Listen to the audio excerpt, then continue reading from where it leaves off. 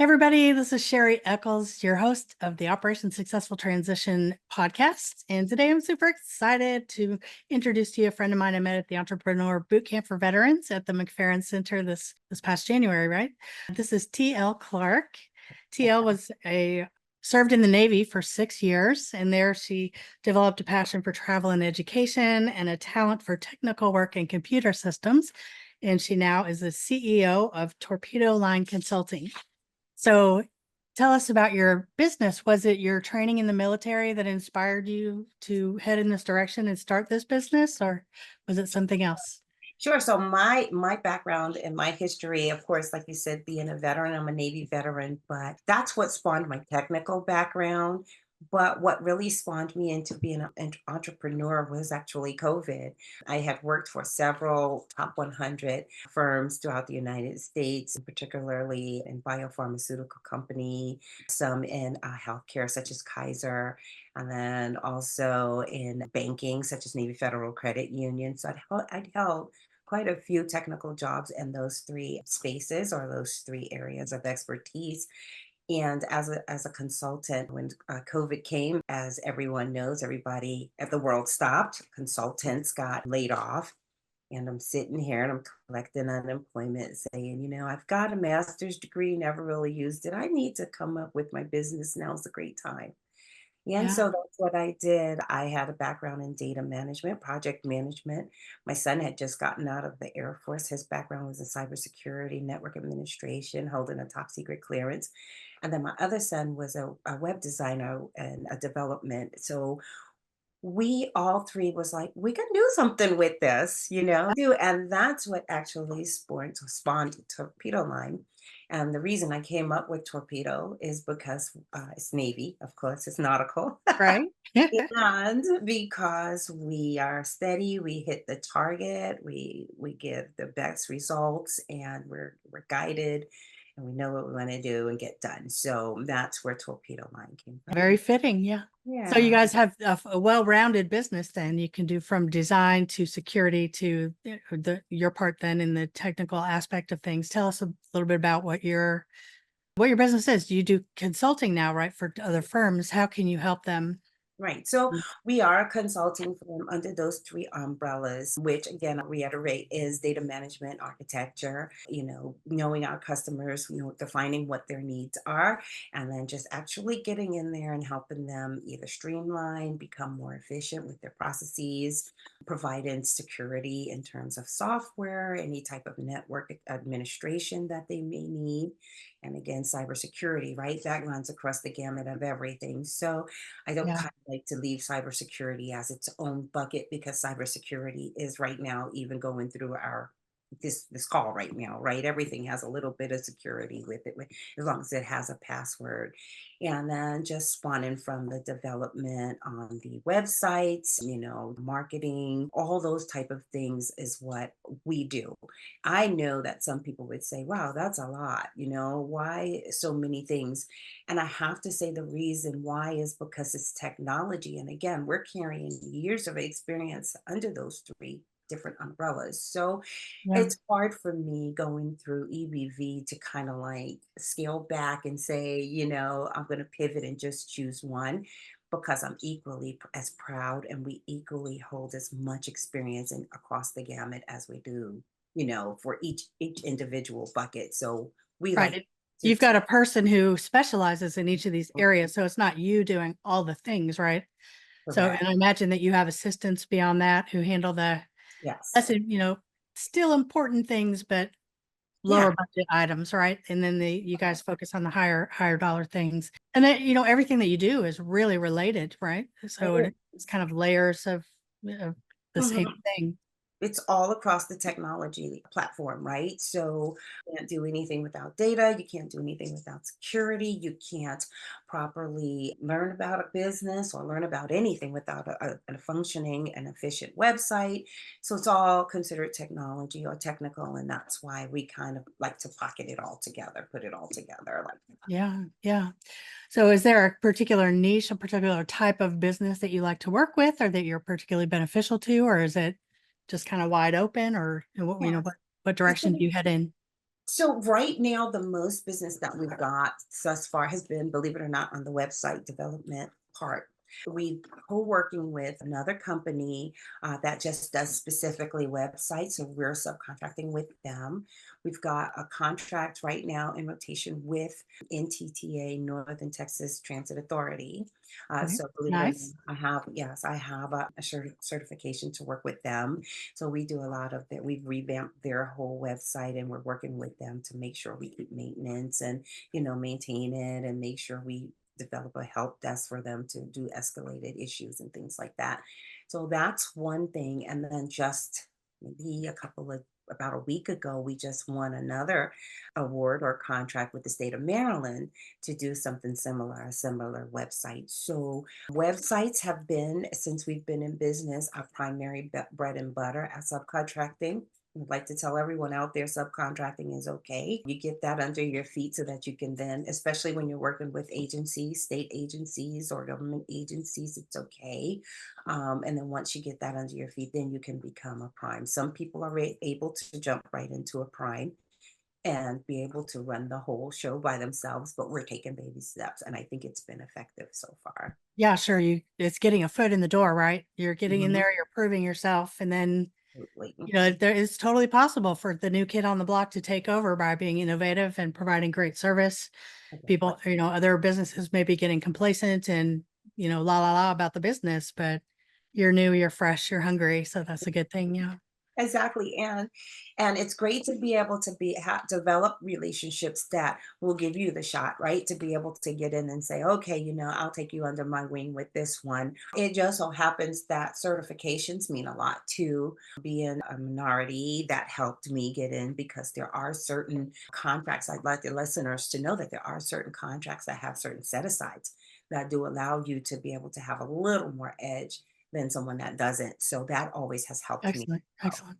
Mhm. So you have minority, just the veteran aspect also provide you another Yeah, layer of opportunity. So this is great to take advantage of every opportunity that you can absolutely get. Yeah. absolutely. First 2 years, maybe 3 years.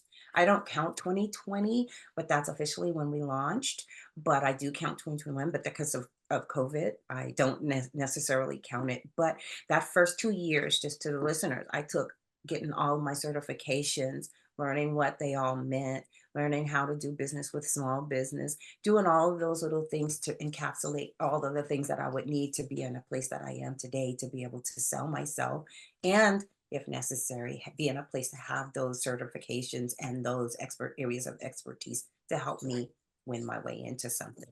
Yeah. Right. So it starting a business is more than a great idea or a great product. You have that and you have your passion behind it, but there's a lot of other necessary aspects. Like you say, these certifications, like winning these contracts. How do you write the contracts? How do Mhm. you decide what you're going after? You're going, sounds like for the state and more the state and maybe even federal level, which are kind of bigger contracts that are, good bread and butter. And I don't know if those are less frustration, less headache or not, but that's the niche that you've chosen. They always say the riches are in the niches, right? So, and it's also okay to have more than one niche or one niche, right? So you've started in this one way. I talked to Marie a week or so ago, Marie Gacke, about her business, and she also has learned about, getting into this niche. She's found a bunch of people who are helping her and mentoring her on the way. Right, Not just the EBV, but other organizations and well, with hers, it's veterinarians and right. these kinds of things are helping her. I'm sure you've maybe have found this as well. I think it's just turning an eye to it and digging in and turning over every rock and Yeah, exploring every thread to find who's going to help you, who's already invented this wheel that you can learn from, and who's going to teach you how to write an application for a grant or an application for a contract, that kind of thing. absolutely, absolutely, Sherry. I mean, it's just like it takes a village to raise a child. It takes a village to develop a company, right? And to make it successful, networking is key. But knowing who your customer is, knowing what your customer wants. Me, I'm here in the DC, Maryland, and Virginia area. So knowing which agency is a good catapult to where you want to go. So, like I said, right now I'm at a state level here in Maryland but my ideal dream is to work for the VA. That's where I really want to go. But again, I have to get more feathers in my cap to be able to do that.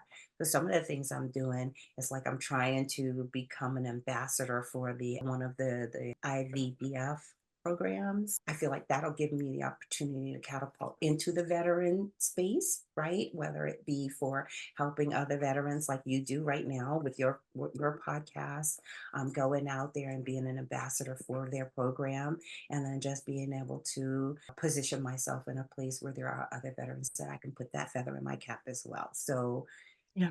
it affords me to be strategic in my thinking and my placement, so that, and I want the listeners to know that that's key. You gotta, as an entrepreneur, always be thinking of angles on where you want to go and how you're going to Yeah. get there. And it can sound self-serving, but I truly believe the way that you can get what you want is by helping other people and providing other people with what they want. And that sounds exactly like what you're doing, is going out there and being an ambassador or a mentor for these other groups and to help these other veterans and bring them along and, help them with starting up a business. Because, besides the technical thing and Absolutely. what you guys are doing, there's the back office end of things, like processing the contracts, like saving them for the requisite years that the IRS requires. There's the money, how you budget, how you set that aside, how you set up payroll, how all these things. It's all the bookkeeping, the everything. And entrepreneurs, when they start out, they're wearing all the hats, but as you start earning money, start delegating and paying other people to do those Absolutely. things that are taking your time away from what you really are passionate about. That's Absolutely. yeah. And yeah, and to your point, and I hope I didn't come across as self-serving, No, but no, no, no. I was just just saying it. being, It sound no, like I know, and being, and I yeah, just want to reiterate, being able to assist my veterans, like that's number one. yeah, The EBV program was so eye-opening to me, and I would just love to be able at every instant be able to help other veterans to be able to get where they're trying to go. Coming on your show or your podcast to do this, anything and everything that'll help others, because it always comes back to you no matter what. And if you do good to others, it always comes back. That's just the law. yeah. That is the truth. That is the truth.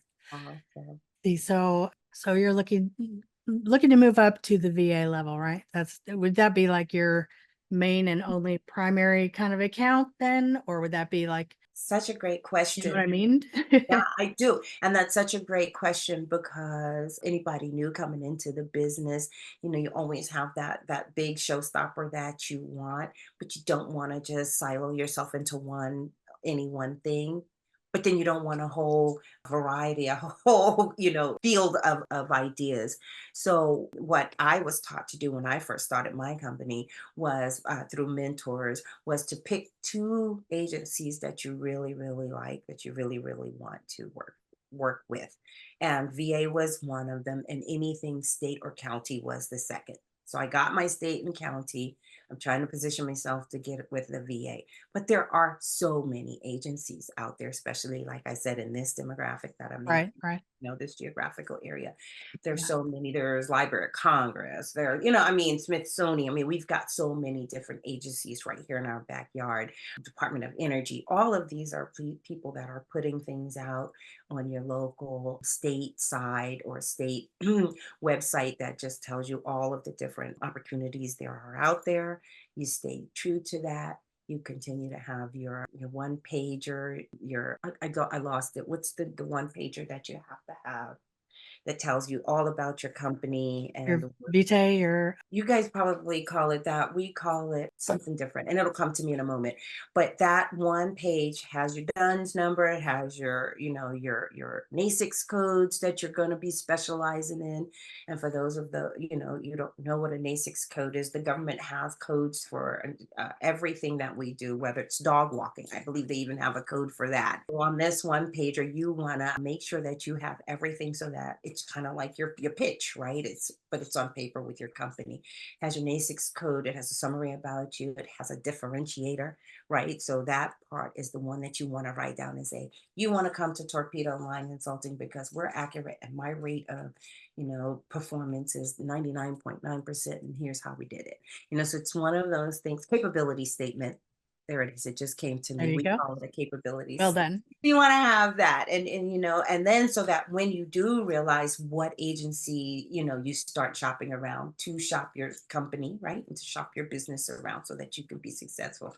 But the one thing, Sherry, that I learned the most, and I'm so glad to be here with you as well, is relationship building. The one thing that we say on this side is that people don't do business with people they need to. They do business with people that they like. And that Mhm. all comes with relationship building and just being Know, like, and trust. that. Yeah, exactly. Exactly. So many moving parts, right? To being an Yeah. entrepreneur. Yeah, but when it clicks, it can be like really overwhelming. Like you've given so many examples of, there are so many agencies, there are so many places you can apply your business. There's so many things. It can be real easy to get overwhelmed when you start, but when you kind of simplify it down, sit and think, Yeah. narrow it down to what are the one or two, like you said, and then how are you going to network out? How are you going to make these relationships happen? Those kinds of things. Right. It's just thinking it out, laying out I've the lost my train of thought. Oh yeah, I was going to say we talked before about you maybe doing some work on the continent. You are you still looking at doing some international work? Yeah, I'm glad you brought that up. So next month, I'm spending the whole month in Africa. Ooh, exciting! I'm going to do Kenya. I'm in East Africa, so I'm going to do Kenya. I'm going to do Uganda. I'm going to do Tanzania. And just basically, there's a lot of needs out there, right? Those are not the most prominent places or countries. The continent, has a lot to get to where we are. But research has showed that a lot of people are, moving that way and going out there because the needs are identified, right? I think the United States government, I think President Biden set aside like or sent over and funded like billions of dollars over the last 6, 7 months for continent or for the continent of Africa and different countries throughout Africa. I stay on USAID to see what kind of needs there are, right? So you Yeah, go on yeah. USAID, you get on you guys get on every network that you can because there are networks or websites that'll tell you exactly what the needs are. Little things like infrastructure, street signs, that I could get made somewhere and just kind of like get it, get into contact with the right person there and maybe put a contract together for street signs. All those things are available Yeah. out there. The government does great work, a great job of giving us the ability to do that. There's grants, right? I know that people talk about the grants all the time and learning how to write grants and the budget for grants. I myself have not gotten one yet, but that's not what I'm searching for right now, right? But again, it's a big piece of like there's so many So moving much. parts. Yeah, yeah, yeah. Right? Well, it's funny since I started talking to you about this and Ron, the other veteran that I have talked about, South Africa with. Of course, I'm starting to see videos and stuff on social.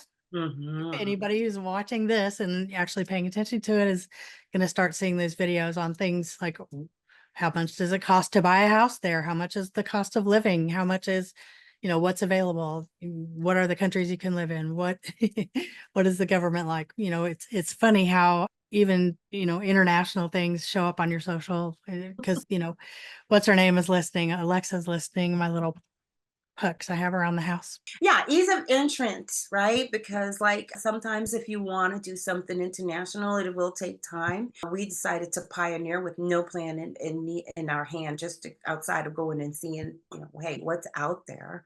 What do these countries have? We were able to get to meet a couple of people that we would have never got to meet here in America because there's so much, many layers to our business here, running a business Right. here. Yeah.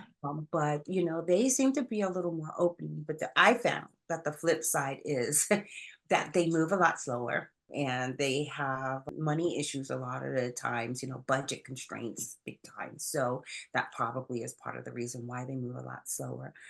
But at the end of the day, like you said, in terms of tying that back into helping people and giving back and doing all of those things,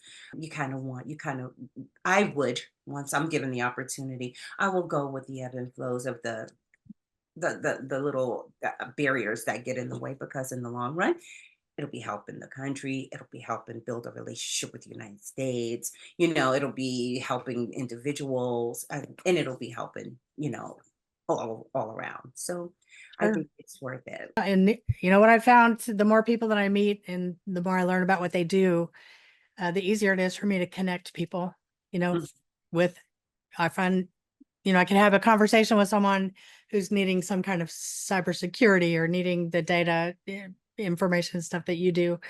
And I know the person to connect them with, right? Like I'm introduce you to Ron. Hopefully that'll work into something that y'all can help each other. If it doesn't, it doesn't.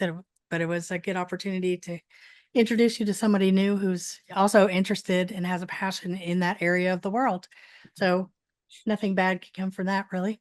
I mean, exactly. Yeah, it's a real. It's the most part with that initiative more so than anything is being able to help. But with things I'm trying to do with the federal government or the state, that's just really going to be the badge of honor for me. And being able to help American businesses and being able to serve American customers and stuff like that. So it's nothing wrong with spreading and knowing where you want it, but you have to have a plan. You have to have the bones of the skeleton mapped out. You might not have all the flesh and all of the Yeah. everything else, the clothes and all, but you definitely have to have the bones of the skeleton on the direction you want to go. If for nothing else, it helps you with visualizing. And I've been studying visualizing for several years now, but you picture where you want to be and you act as if you've already achieved that. And then your reticular activation system will recognize these opportunities and the doors to open that'll help Mhm. get you to your goals faster, even, right? So it's really helpful to have that vision of where you want to go, because if you don't, then you don't really have a direction to head in and it's kind of chaotic, right? Yeah, I mean, they say if you fail the plan to fail. So Right, exactly. that says it all in a nutshell right It there. totally does. Totally does. Yeah. Yeah. So is there something else that I'm not asking you? Is there some aspect that, Yeah, I mean, I can share some of the pains and well, I can share a couple of things. I've always wanted to say to people because I've had these fears for myself, and I do call them fears. And fears can sometimes stop you from where you want to go. So I'm going to talk a little bit about the human aspect of it and say that, there's going to be times when you're like, why is nobody telling me? I just need somebody to tell me what it is I need to do to be able to get that sweet spot. I need to know. And I used to be a believer of that, but then I found that a lot of times they don't even know what the sweet spot is. Not that they're holding anything back and they don't want you to advance. They're still building the plane as they fly as well. So be gracious to yourselves, right? And don't beat yourself up and don't try to build it all in one day. And Sherry knows, right? There's yeah, no sleeping when you're an entrepreneur. You're up. I mean, I'm up at 2 o'clock in the morning thinking of yeah, things I need to do, how I can streamline, how I can be more efficient here. Who am I going to call there, and network with. So it's always something, and there's times when it's not going to happen fast enough for you, but it's okay. Don't beat yourself up. Just remain vigilant and just keep going. And building a wall. You build a wall one brick at a time, right? Do a brick a I, day. Just keep at it. Even when it gets boring, you have to I, keep going, keep laying the bricks, keep doing the things. It's a marathon, right? Right, it's a marathon, and my thing is stay in the game because you know what? Eventually, your number's gonna come up. Yeah, Eventually, it can't not come up if you stay in there, right? Like you just gonna yeah. it just have to, but do it with diligence of being clear, extending your networks, putting quality behind your work, having a differentiator so that you stand out amongst your peers and amongst other competition and groups. Learn, learn, learn. The SBA is a great resource. You're an Apex person or accelerator person. They are very resourceful in helping you get where you need to go in terms of questions, in terms of connections, in terms of learning how to write contracts. They have a plethora of online courses that'll help you get started. That's really the first 2 years what I did. I learned a lot about the business. I started there and then learned from, and grew out from there. You got people like Sherri that's out here trying to get the word out to help everybody. I'm here on the east side of the country over here in Maryland, working through and helping and being available and trying to be an Mm. ambassador. I But feel technology allows us to be everywhere, though. It yes. really makes those miles short. Yeah, it does. It does. And we're so blessed to be here, right? I mean, make the best of it and do the best that you can with everything. That's just from my heart to all my fellow veterans or Mhm. anybody listening, just remain diligent. Yeah, if it was easy, everyone would be doing it, right? But Absolutely. the veterans have had years of training and leadership and sticking to it and just doing it anyway, right? So you've got so many strengths behind you already. And not everyone's cut out to be an entrepreneur. That's not for everybody. I like it because I get to pick what 100 hours a week I work. I have that flexibility, right?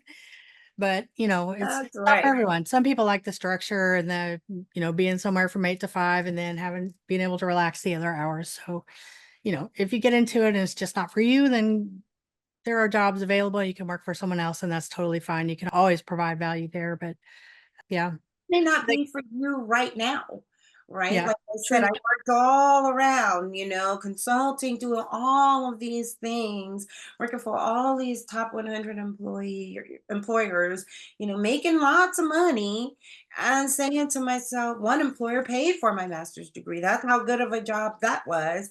Nice. And saying to myself, well, when you have those types of things dangling, carrots dangling, what's the point? To your point, what's the point of going out and working as hard as an entrepreneur would if I've got somebody paying me six figures and I'm doing all of these things and going to school and da da da. And then until something happens where it clicks to you, and that's where the entrepreneurial spirit starts. You kind of off from that. And I think that's what happens. So it might not be today, it might not happen next week, it might not happen in a year, but if you have it in you, it burns in you. Yeah. Yeah. I talked to a lady yesterday, not a veteran, but she was always high up in the business that she was in. She trained and did all the things and got these businesses set up to where they were very productive and very profitable. There were restructures and purchases and these kinds of things. And the last one, there was a merger and an acquisition. And after she trained and got the business up and running, they let her go. Right. She's, more mature and Yeah. so they let her go. So here she is, like she's still highly intelligent. She knows all this stuff. She still wants to be productive. She doesn't want to just sit around and knit, read books or Right, whatever. So she right. started her own business. And it's Well, like, you get stuck in that routine and used to doing it one way. And then maybe it takes something happening like that to go, hey, why don't I just do this for myself? And then, right. then you find, wow, it's even more profitable and And more rewarding. rewarding. Yeah. Absolutely, right, because I mean, that stuff's valuable. Everything in her head is valuable. Business development is a really strong thing. So, that's really a valuable thing. And I'm sure she's gonna do well. I Oh, mean, absolutely. I mean, I can even use something like that too. I started as an entrepreneur, and my degree from college is in business, Bachelor of Business Administration, management with entrepreneurial minor. okay. But Mhm. that was a long time ago, before fire was invented and cell phones were a thing. And marketing is totally different from what I learned in college, right? It's this way, and they don't tell you really about, I had accounting classes and this, that, and the other, but it's not related to owning a business, right?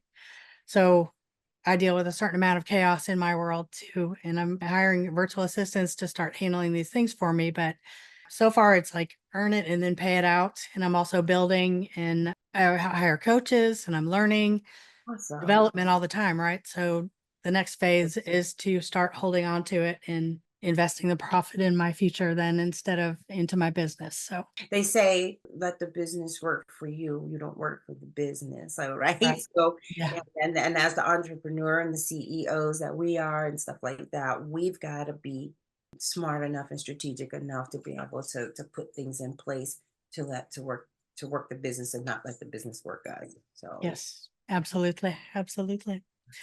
Well, this has been so much fun talking with you. A couple of last questions. How can we bless your business? Is there anything that we can do to help you? I would like to just say anybody that knows of anyone who needs any, technology support, we are online. We have www.torpedoline.com. That's our website. if you hop on there, you'll be able to see all of the different things that we do. And it kind of gives you a highlight of who our customers are, a timeline of where we've been. It talks about how we are a differentiator here in our area, which, by the way, is very competitive. Because here in this area, everybody's technology. So, Right, right. the differentiator at that point is really, really important. And I want to say that my differentiator now, as I've grown, would probably be just being on the international level.